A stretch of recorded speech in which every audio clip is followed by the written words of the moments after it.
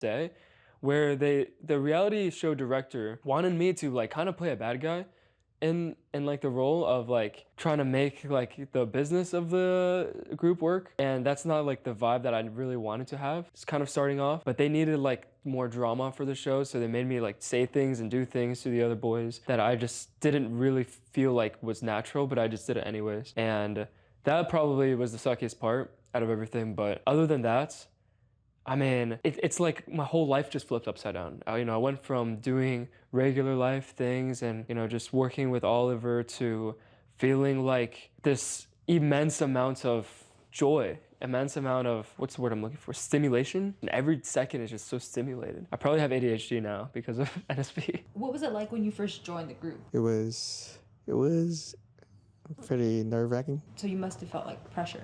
Of course, there's a lot of pressure from both sides, family and myself. Do you still feel it? Do you still feel that pressure right now? Of course.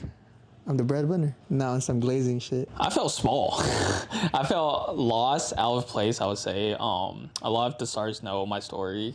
My parents actually didn't want me to join. They wanted me to go to college. For the Asians out there, we have very strict Asian parents, and I understand the parents do this because that's what they think is what's best for the kid. And I am completely grateful for my parents for being able to provide me with food, a shelter, and everything like that. Therefore, I don't ever hate them or anything like that or dislike them for No negative feelings. Yeah, no negative feelings. It was scary. I was 19. So 19, I was a mama's boy. I'm not gonna lie. I listened to everything my mom said when I was younger. I love my mom.